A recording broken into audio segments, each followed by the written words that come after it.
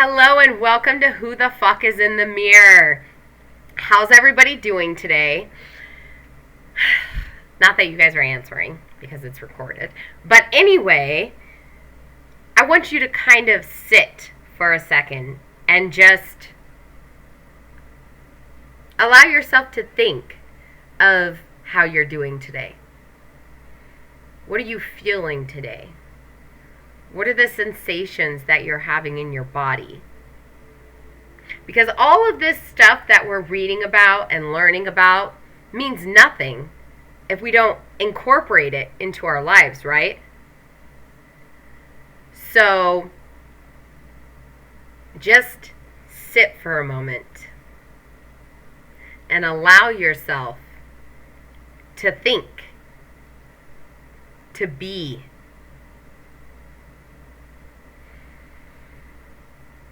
Okay, now that we've gotten into that, right? You're connecting with your body, your sense of self. Now, last week we talked about part 1 of chapter 7, which was getting on the same wavelength, attachment, and attunement. So we talked about the kids at the clinic where they experienced extreme traumas, and Kolk and Nina ended up doing a study called the TAT test, which was where they had the kids look at the pictures of, they looked at pictures of regular instances that were in these magazines that they found in the waiting room. So they just found these random pictures. So it's not like they're like, let me go find this super messed up picture and show it to the kids, right? So they show these pictures to the kids, and then they get these kids that are down the way at a school, and they have them come over. So the kids at the clinic have really extreme traumatic experiences that they've had, and the kids at the school have also experienced some things like witnessing somebody being set on fire, somebody getting shot that they know really well. But the difference is that, well, let's be honest, the kids in the clinic are in the clinic. And one of the biggest things I learned when I was going through nursing school was that a lot of times what happens is we go and we go and we go and we go, and so we don't focus in and pay attention to the little things anymore. We don't listen and hear people talking anymore, right? We kind of shut off that part of our brain where it's kind of just, okay, I'm going to do things. I'm going to get this job done. I'm going to get this, shift done, whatever the case may be, but we don't really allow ourselves to let the other people be heard, which is what happened at that clinic. Not to say these people are horrible, but when they have to hang out with a whole bunch of kids that are super dysregulated, that basically people send to this clinic and say, here, fix them type of situation. And that is a lot of burden to bear. Me having 3 kids was a lot of burden to bear with all of their traumatic experiences and trying to learn all about the brain and trying to figure out how to heal my own traumas in the process. I mean, I can only imagine what these people that actually work at the clinics, what kind of traumatic experiences that they've had while they're dealing with way more than 3 kids, and they have to deal with them on a continuous basis. And if they don't have a lot of training on the matter, then how can the kids even communicate, right? So I digress. Basically, what I'm trying to get at is that these kids are not really getting better. They're being diagnosed with things. They're giving pills, and it's pretty much it. That's what they would talk about. They wouldn't really talk about, like, this is the trauma that they experienced. This is why they dealt with it, right? So, anyways, so imagine that, right? Which is why people are so afraid of therapy, and they're so afraid of actually working on themselves. Like, oh, I'll just take care of all my problems with alcohol or whatever the case may be, right? Or pills or any kind of drug or sex, like we've talked about before, because it's not easy. It's not easy work to do.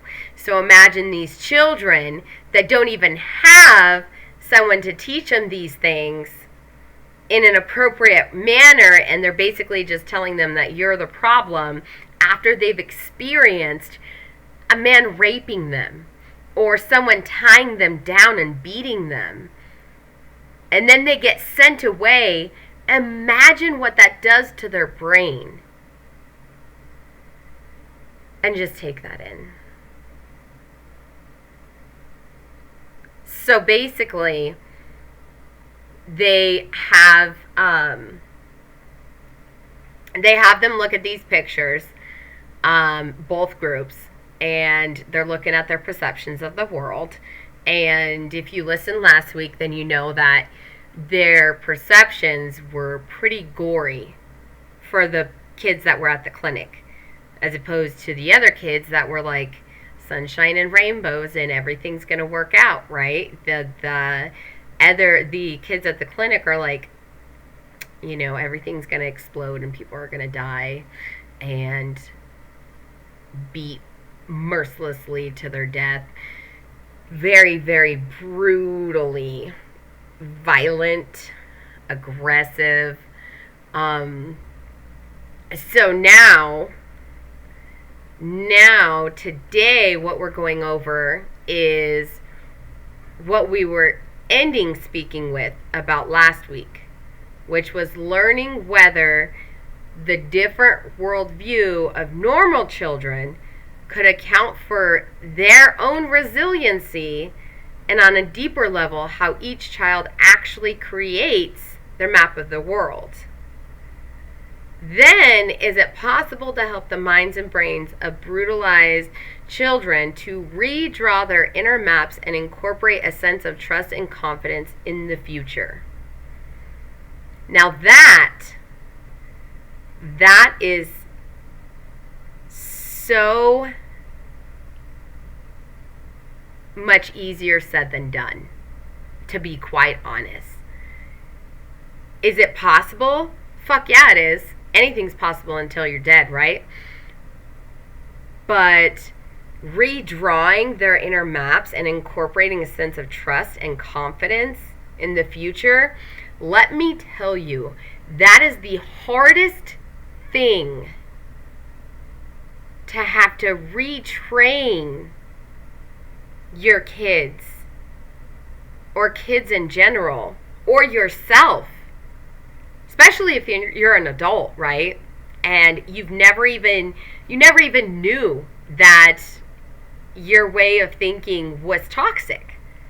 You never even knew that your dark humor was so dismissive of other people's feelings and outlooks, because you're like, this is how I cope. Whatever, take it or leave it, right? But really, it's not easy. It's fucking hard as shit. Like, when I got my kids back from DCS,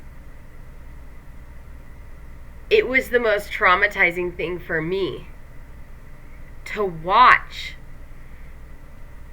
them be so easily triggered by everything. You raise your voice and it is the end all. And you, heaven forbid, you spank them, because in their mind, they're wondering if this is the time that they're going to die. And I know that because I experienced that. Wondering if this was my last chance. If one day I was going to be waking or be half conscious, bleeding out, and he was going to make up some excuse and some story, and since he's such a good manipulator, my kids would be able to stay with him because he would say that I did it to myself or whatever the case is, right? And that's all I kept thinking of for a while. And if you're thinking these thoughts and feelings, you're damn straight that you're going to be thinking the same fucking things. Your kids are going to be thinking and dealing with the same things. So imagine a child trying to rewire their brains when they don't even know what the hell's been going on for the last 5, 8, 10 years, 15 years, 20 years. They are completely oblivious. But we look at them as the problem instead of trying to figure out how to make the solution for them a reality. So with that, let's backtrack a little bit on talking about the studies that were being done at boarding schools for young ages, for kids that were young ages, between ages of 6 and 10. So they're doing these studies at a clinic, at the Tavistock Clinic in London, which Coke called the famed Tavistock Clinic. I didn't even know what the Tavistock Clinic was, so I was like, maybe I should actually look this shit up, right? Evidently, it's been around since 1920. Basically, they focus on attachment, separation, and loss. So they had black and white photographs of great 20th century psychiatrists hanging on the wall going up the main staircase. I'm not going to go over all the men that were in the pictures and everything. Basically, they're very famous men, right? Now, the point is that each of these men had explored how our early experiences become prototypes for all our later connections with others, and how our most intimate sense of self is created in our minute-to-minute exchanges with our caregivers. So basically, I thought that something really interesting with that is that the scientists, when it says that, they say that they're studying subjects that can be really puzzling for a lot of people or for themselves. So interesting in my aspect, because according to Beatrice, most research is me search. I fucking love that. Because these very scientists went to school at a young age. So they were sent off at a young age and had to experience all these different things. And when I really thought about that, I was like, well, that is why I started my business. Because what they say is that you generally are most passionate about the things that you want to learn within yourself. Like, you're like, oh, I don't understand this, right? So I want to get into it deeper. And then you end up being like, wow, this is so fascinating. I want to tell others about this, right? If you are striving every single day for something, the passion goes into it. And so you sit there like me, I sit there and I love learning about mental health. I hated it. I knew nothing about it when I first started. I did not like it. I first started learning about it in nursing school. And I was like, what the fuck? I would cry my eyes out. I remember one time they had a lady that actually came in to the school for one of their mental health classes, and she was talking about, they warned us at the beginning, like, if you feel really triggered, you could feel really triggered, just your excuse to leave if you need to. And basically she was talking about women being raped and beat, and was getting into some of the specifics, right? Super fucking triggered. I was crying my eyes out. I didn't even know that it was going to affect me. I didn't even have an idea that it was going to affect me. But that was the first time that I actually sat there and was like, holy fuck, like, this is overwhelming. Hearing those and being triggered in that way was the hardest thing, because reliving in your mind the experiences is horrifying, especially when you've never worked on it in any way, shape, or form. And so you're sitting there and you're trying to, like, maintain yourself, maintain your composure, and you're like, what the actual fuck is going on? But again, going back to what we're talking about today, when you sit there and you want to learn more and more and more about this, it becomes the way that you want to teach others. So you tend to focus and do research on the things that are puzzling to you. And that was the first time I truly felt puzzled, because I love learning. I was so fascinated with the human body. But mental health, I was like, what the actual fuck? You know? I was like, what? And then it hit, like, all of this stuff has been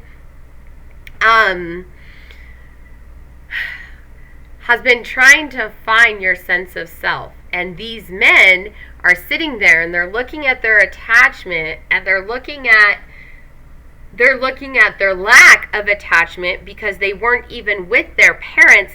They're out there in researching these same-sex boarding schools that are aging between 6 and 10. And as we talked about before, that's before the cutoff where they can even think critically or analyze or process. So they're sending their kids off to these schools before they're even able to comprehend what's happening. And so this is what happens to these guys. And they're like, they are trying to comprehend why they feel these weird senses of issues with attachment. So, think about it. If the kids are still trying to learn their own sense of self, they're still trying to be able to critically think, these new caretakers that are at the schools are becoming their new guides. And George Orwell talks about how human beings being induced to sacrifice everything they hold dear and true, including their sense of self, for the sake of being loved and approved of by someone in a position of authority. So now we look at it from a different aspect, right? I wanted to study all this stuff, and then I wanted the approval. So when I was learning, like when I went to nursing school, I would sit there and I'm like, oh, I'm doing this. Look at what I'm doing, Mom and Dad. And, I didn't even want to talk about me crying in there because I'm like, what the fuck? Like, this is not good. I'm still focused on my original caretakers where it wasn't okay to show your feelings and emotions. Unless it was related to saying something about God. You weren't allowed to talk about my feelings matter. My hurt matters. My pain matters. And it's fascinating because I didn't know it. And the same thing for these guys. It's fascinating to them because they didn't understand it. So I know we talked about it last week, but it makes sense even more as to why we are always trying to get that approval from others. Whether we're in relationships or at a job or in school, we thrive off of other people's approval or crumble over other people's disapproval. It becomes so difficult for us to hold ourselves because we're too busy trying to make sure that someone will listen and approve what we're doing.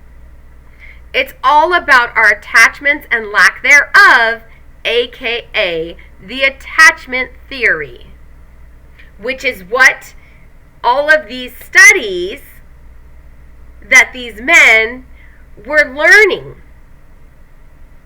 The attachment theory. And imagine these men, grown scientists, they are analyzing the way that they grew up.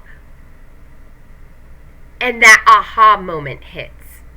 I know because I've felt that. You're like, oh my God, that's what it is. That new understanding. See, it is scary to change. It is scary and seems impossible. But it is not impossible to change if you want to get to the good shit of understanding. If you can sit there and finally understand why the fuck your brain thinks the way it does and why you're not able to connect the way you want to, then why wouldn't you want to take that chance? I'll tell you why. Because you never learned that that was even a possibility.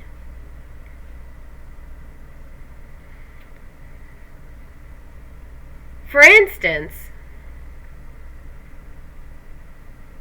I had an aunt that was a nurse. My dad was going to be a doctor, but then he had 7 kids. But he's brilliant. My dad's brilliant. And so many times when I was younger, nursing school, that was like the thing, right? Everybody's doing it. Yeah. And then, even some of my childhood friends, all of them were in nursing school. So I followed suit. And I fucking finished. And I did the NCLEX exam in 15 minutes. And I was like, holy shit. I either did great or I did horrible. Obviously I did great because I passed. But when I actually started working on myself, it wasn't, I was like, what the fuck? Who is this person? And I would try to picture myself as a nurse. And I'd listen to all my friends that were nurses. And, I had to do a 3-year voluntary suspension of my nursing license when I was fighting for my kids. It was like a whole thing because I had to fight for my name, basically. And then I won. But because I did the voluntary 3-year suspension, I had to wait for the 3 years to get up. So the 3 years get up. And I'm just thinking, I walk out of my job thinking, I'm just going to do the nursing again, right? When I did that, I kept feeling this sense of uncertainty. Like, who is this person? I don't even know if this is who I want to be anymore. And the more self-aware you become, the more you realize that that wasn't a part of your sense of self. There were pieces of it that were accurate, but it does not have to be who you are now just because you went to school. If we were to say that, then we'd have to say that I should go and be a saloon girl again, right? Because I did that for 3 years. I did nursing for 3 years. They are experiences that you can take. So when I sat there and I had to really think, because I broke my foot. And I sat there and said, what do I want to do? Who do I want to be? And all I kept thinking of was how hard it was for me to figure it out. To figure out who I was. To figure out who the fuck was in the mirror. And then all of a sudden, I was like talking to someone about it, and my light just beamed out of my brain. I know that sounds weird, but that's the only way I can describe it. And I felt like I was literally on fire in like a magnificent phoenix sort of way. And I was like, if I am feeling like this, there are other women who are feeling like this. There are other women who have felt like this. Now, the reason I am saying all of this to you is because no matter what you were trained as a child, you can still build those neural pathways and create that version of you that you can feel so fucking passionate about, and it doesn't matter what anyone else says or thinks. Because you know who you are for the first time in your entire life, and it feels fucking phenomenal. No one can tell you otherwise. No one. So yes, for kids, we're going to go ahead and stop it there.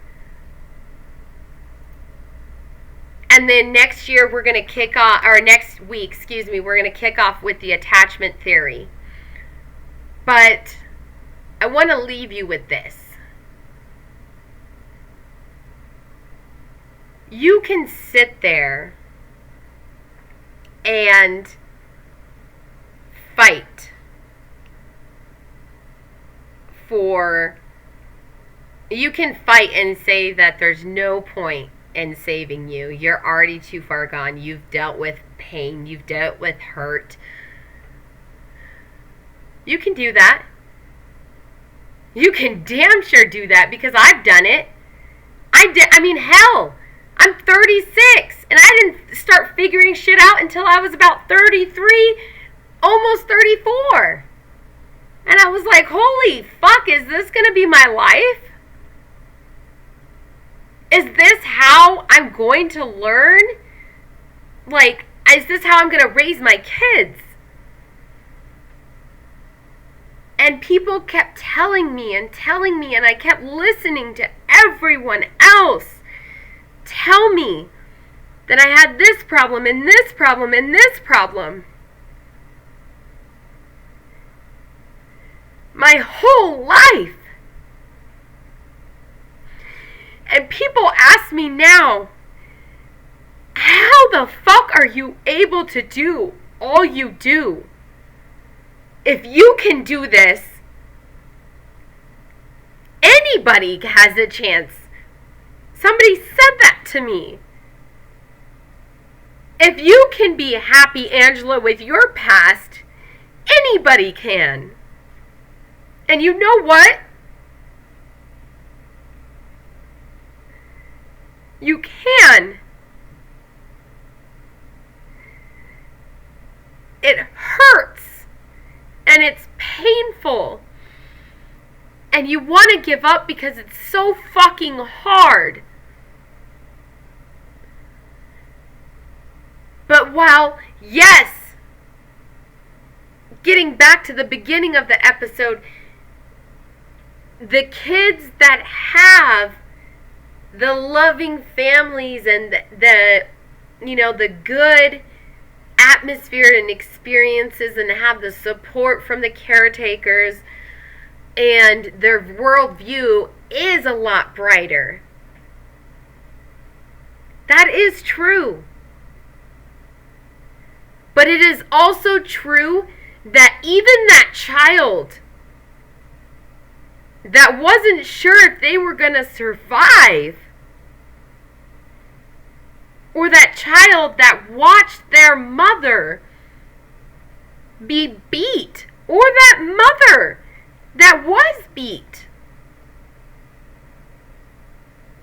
it is possible to be your own fucking success story. And to think of everything in a brighter way. And to know that no matter what, you are going to change the world. Why? Because there is possibilities for redrawing your future, for recreating your path, building those new neural pathways. And guess what?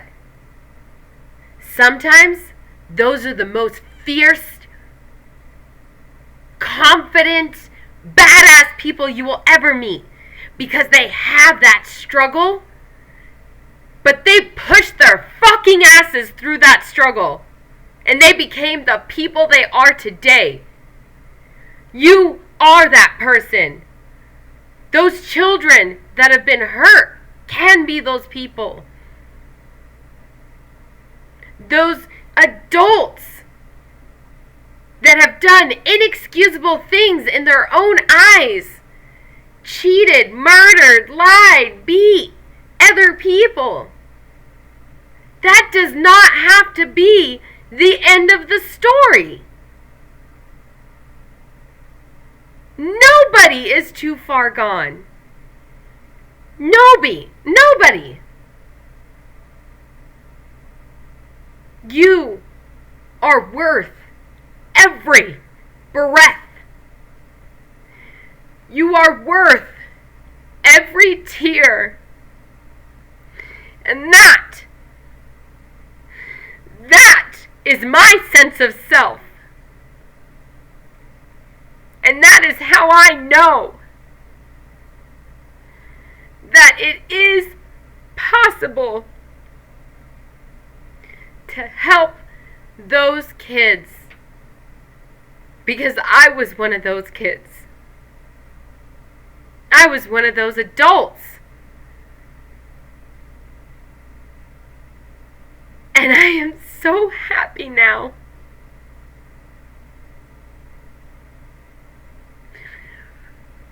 And every trial that you experience, every trial, is nothing compared to the sunshine that can shine tomorrow. What are they saying, Gone with the Wind? After all, tomorrow is another day. It's so fucking true. Why do you think she says it at the end of the fucking movie, and it's one of the most epic movies? Tomorrow is another day. And stop fucking focusing on all of the negative heal and accept every part of you that's been hurt and been in pain, and be that badass that you were meant to be. Next week, attachment theory.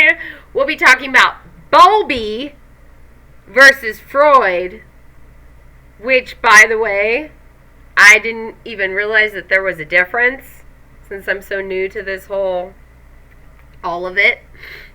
I can't wait to get into this, okay? I was going to talk about it today, but I'm telling you, like, I was writing down stuff, and I was like, dude, this is, yeah, no. Like, this is, it's going to be good. It's crazy.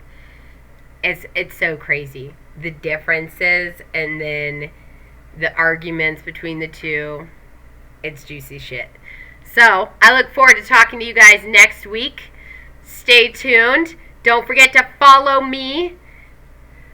And have a wonderful rest of your day. Peace!